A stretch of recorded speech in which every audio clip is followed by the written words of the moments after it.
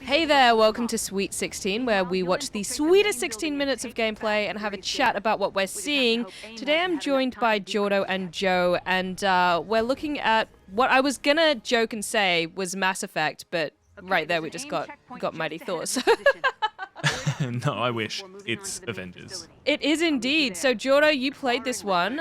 Talk us through it. I did. So they just recently dropped a new DLC to coincide with the new Thor film, and it's Mighty Thor, which is Jane Foster inheriting the powers of Thor himself.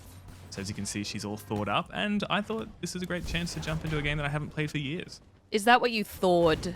Is it? Ooh, that's exactly what I thought. It begins. Oh, We're starting strong today. Yeah, it's gonna be a good app, isn't it? Certainly is. So in this mission, I am trying to track down Taskmaster. I don't know why. I skipped all the cutscenes because this is a game where you just beat up scientists and robots. But I'm trying to track down Taskmaster, who's a Black Widow enemy.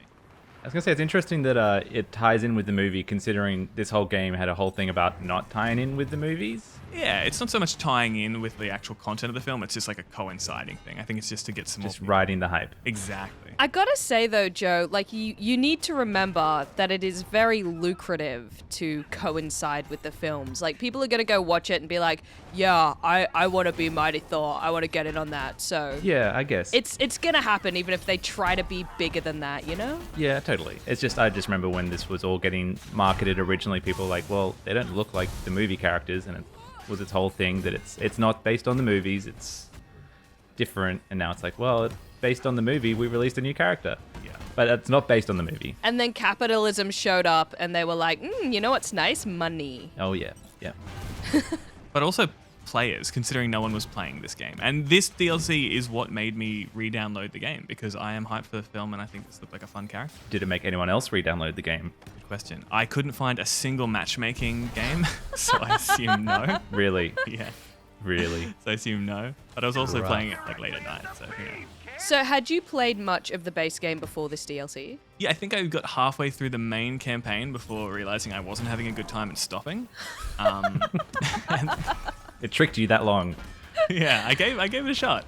And there's since released DLC like Black Panther and the Wakanda, which is an actual expansion with new story missions, whereas this Jane Foster DLC is just a character. So there's not heaps to hold you in the game because you're just replaying content that already exists. See, I never played it because I took a look at it and I was like, well, firstly, I already have Destiny if I want to play a Destiny-like game, and the combat just looked like a very bad Arkham-style melee ripoff. It's not tight. There was a Marvel game from many, many years ago, which I can't remember its name. I can look it up later. But I played through the entirety of that, and it wasn't a very good game, but I was young enough that I was like just hooked on the silliness and getting to be superheroes. It was one of the ones where you had like 4 people in your team kind of thing. Oh, Marvel Legends? Possibly. Or Ultimate Alliance? Ultimate Alliance. It was Ultimate Alliance. Classic. I haven't played this one. Is it anything at all like Ultimate Alliance? Because that's just what I want. No, Ultimate Alliance was like a pretty like revered game. Like people loved it, and they even released a third one on Switch a few years ago. But this is nothing like it. This is a game that has some cool ideas, and it looks cool when you're flying around as Thor and throwing your hammer. But it's then mired with this weird loot progression system where you have to, upgrade different parts of your loot and just punch your numbers up, which doesn't make sense for a superhero game. Rather, you just want to feel powerful and go through a linear set of levels, in my opinion. Yeah, that's kind of strange because for a lot of these, character-wise, you don't expect there to be kind of much of an upgrade system or much of a leveling up system. Like, of course, there'd be gear, and there's a little of that within the films that this is not related to at all. But having kind of more than that, in a way, doesn't feel right. No, absolutely not. And you may have just seen, I pulled up a little spec screen very briefly, because you just need to open that, hold left trigger, and it just auto-equips the best gear that you have. Oh. So you don't even put thought into it. You just equip stuff, and it's just mindless and useless. Yeah. That's not fun. I don't like that. If you get there needs to be a point to leveling up, right? Yeah. Like, if it doesn't fit in with the arc of the actual characters, then it needs to feel good gameplay-wise. I agree, absolutely. And each character you have to level up individually. So it's not like you could play 20 hours with one character and have them all pretty powerful. You have to put a lot of time in to unlock all the skills and abilities that they have. See, I'm okay with that. How many characters are there? Maybe like 10, I dare say. Like you got like Hulk, Iron Man, Captain America, all the staples, but then more recently like Black Panther and Mighty Thor as well. See, I'm okay with that because even though, yes, it does mean that you probably have to grind through the same missions, I kind of like the idea of there being a reward for loving a particular character and investing the time with them. Well, they all play differently. So Hulk does have that unique, you feel like a big, powerful, stampeding brute, whereas Mighty Thor is very great at like range, throwing a hammer, etc. She feels different, but yeah, there's just not a heap of incentive to go through and play as all the characters and do the exact same like challenges and missions over and over again. Yeah, I mean, just looking at this gameplay, like I wouldn't want to do this gameplay with that many different characters. Like, it's not engaging enough from what I'm looking at. Not at all. Yeah, I guess that's the thing. The game sort of needs to be big enough that it's worth playing through with different characters. Like, it's like you can kind of max out one character and then continue playing with another character or something like that. But then again, how do you balance the difficulty then? I don't know. That's true. Yeah. This is why I don't make games. I just criticize them. And maybe Square Enix shouldn't make games either. Ooh. Well, they just publish. Sorry, Crystal Dynamics. Yeah. I mean, Square Enix does have studios, obviously. But I mean, the thing about this game is the heroes are cool. Like, look at throwing a hammer, and my controller vibration, by the way, is going crazy during this stuff because like it makes you feel powerful. But when it comes to enemies, they're just generic and plain, and you just don't feel like you're doing anything meaningful. So the animations and everything are cool, but what you're actually interacting with is just boring as hell. Can I also just say, from the back, I wouldn't know that is, was it Mighty Thor? Mighty Thor, yeah. Like, it looks like Hemsworth from the back Yeah, I guess. with the cape. You can't tell. It is true, yeah. I mean, I guess it's you've got blonde hair and a big cape, and that's kind of all you see. Yeah. I mean, that's Thor, right? That's the whole point. Jane Foster just becomes Thor as an identity. Just feels like a bit of a wasted expansion character in a way, if you can't really even tell half the time that you're playing as that character. She does feel a bit different. Right. Yeah, how different does she feel to like standard Thor? She feels more agile, and I haven't played heaps of the standard Thor, but she's got some pretty cool like abilities, like swinging the hammer around in certain combos that you unlock eventually. I probably can't do too much of a comparison, but I felt uniquely like Mighty Thor with her voice clips, which is why it's so disappointing that the gameplay was just the exact same thing, and it would have been with every character I played. There doesn't feel like there's any stakes.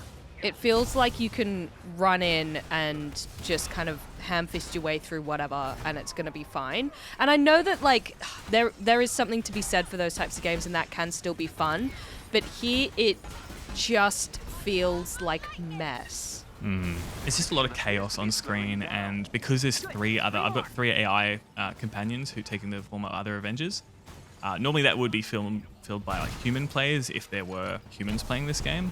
But instead, it's just a big mess of Superpowers. people attacking. And sometimes I'll go and target an enemy and then somebody else has taken it out. So I miss this super ability or this cool move that I'm trying to pull off to finish a combo. Well, that's the thing. If you've got 4 people on your team and they're supposed to be humans, I would think that the difficulty of the combat would be a bit higher, or the stakes would feel a bit higher. For sure.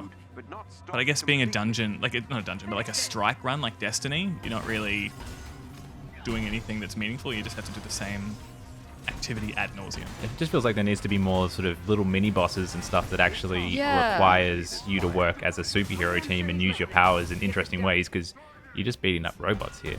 Yeah, that's it. That's entirely it. There's nothing more interesting than robots in this game because they just need some kind of mass-produced enemy. And I think also, I dare say, Marvel probably didn't want you beating up humans as like ultra-powerful.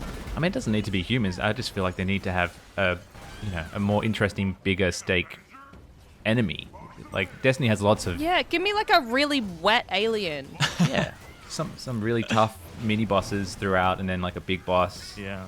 Instead, they get you to do the same repetitive puzzles, such as go and destroy 4 different areas, or like there's one I nearly put in this gameplay where you have to go and stand on numbered platforms in a certain sequence like 4 times, 4 different sequences to unlock a vault. No! That's terrible. But see, I just got downed here actually. Because are these the stakes that you want? Me just playing badly and dying briefly before getting rezzed? No. No, because it looks like that happened because you weren't really paying attention or caring. Yeah, and I got overwhelmed because there's just too much happening. So, yeah, were you having fun? Were you enjoying it? Look, I was really enjoying the animations of Thor. I loved throwing the hammer, genuinely, so cool. And there's times where you may have seen where you can pin people with the hammer and just keep fighting with your fists. That's awesome. That's such a cool, fun idea. It's in the wrong game because the rest of the game just lets it down completely. So I played about 3 hours of this to get this 16-minute capture. And it was not enough to make me be like, yeah, I'll level Mighty Thor up all the way or play any other characters because it was too much. What do you think this game needs? Like, what would they need to fundamentally change to have you go, hey, this is a banger, everyone should play it?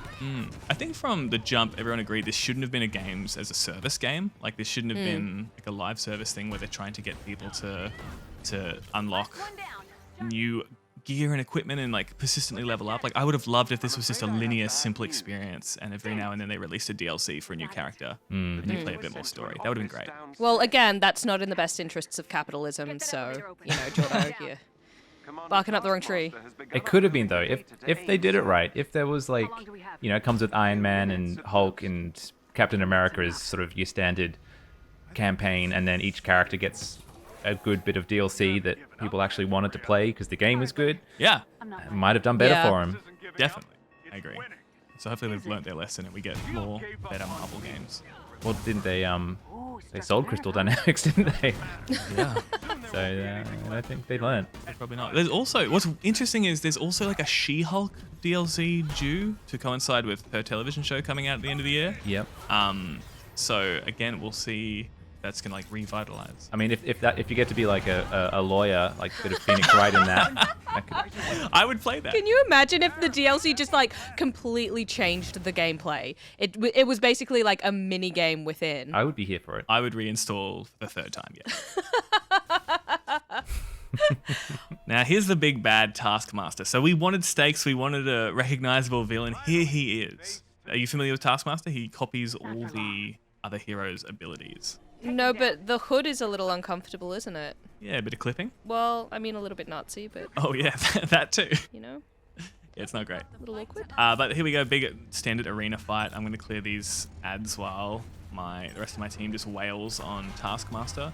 And during the intro mission of the campaign, Taskmaster actually like was imitating Black Widow, and you're playing as her to introduce like the storyline. But in this, he just was, as you can see, just a meat shield that you're just meleeing and occasionally dodging. So there's no personality to him whatsoever. Yeah. Can I say, this might be mean, he's too small. He looks exactly the same as all of the lackeys in the room. Yeah, fair. Well, he's just a human, isn't he? Yeah, but I don't know, make him like brighter or something. Give him something. I don't know who I'm going for. But I mean, he does look like he's 8 foot tall. He's a tall human. It's interesting you say that, because I found like the Iron Man in that silver suit, I think it's his Iron Man 1 suit, was blending in, and I would actually throw my hammer at that Iron Man multiple times thinking it was an enemy, because there's just no identity to what's happening on screen. It's just so... Even Cap blends in as well. Yeah. Because he's kind of got that muted look, yeah. It's just not interesting. It's almost like they've tried to go for a more mature look across the board, but then obviously you lose all of the colors and silhouettes and stuff that make things stand out. Definitely. It just doesn't feel like a comic book. And if they're not trying to be like the movies, they should have taken their own visual identity, I reckon. Yeah, I mean, I can see why this game didn't really do very well. It kind of ticks all the boxes for what's wrong with modern games to me. You know, it's trying to copy a business model that's worked for some other games. It's trying to, you know, just be generic action using, you know, big name brands to get people to buy it without actually being a fundamentally good game. Yeah, for sure. But when the Spider-Man games are so good, like, wouldn't you think that that would set a framework for them to be making, like, actually very good games in the superhero genre? Absolutely. You hope so. And I mean, Crystal Dynamics is a great studio. You know, when this was sort of first leaked as a project, I was pretty excited because I love their work with Tomb Raider. I would have thought they could kind of translate that to a superhero, but Nope. None of what I'm seeing here gets me excited. So I guess my real question is, who are we blaming for this game? Capitalism, obviously. I think capitalism, yeah. But I mean, I think there's great lessons to be learned from here regarding huge IPs like Marvel. Like we've got a Wolverine game coming soon. I believe that's also by Insomniac. I think so. I think you're right, yeah. So that'll be, a hallmark game, just like the Spider-Man ones, hopefully. Yeah. And we don't see any ridiculous mistakes repeated, what we've seen. Hopefully not. Look, I guess this game also does leave the door open for there to be really great individual games that focus on specific heroes. And I feel like, we can maybe write this one off as just being the one that they made for super fans to just jump in and be able to play all the heroes that they love and feel like they're in the world for 20 minutes, Yeah, that's fair. That's very kind of you to say. I'm a kind person, Jordo. Everyone knows it. But that's it. We beat Taskmaster, and now he's being escorted off by 2 minions because superheroes apparently couldn't do that themselves. Seems all too easy when previously he was apparently the most difficult dude to take down. So I don't know about that one, but thanks, Jordo, for showing off new Marvel Avengers for us. No worries. Thanks for having me. And thanks, Jojo, for all your insights into games. Happy to be here. Are any of you guys playing the new DLC for Marvel Avengers? Do you love it? Do you hate it? Do you think we're totally wrong on this one? Please let us know in the comments below. And remember to check out the rest of ABC Gamer for all sorts of cool stuff, including a bunch of other Sweet 16s where we get real sweet in 16 minutes. Catch you next time.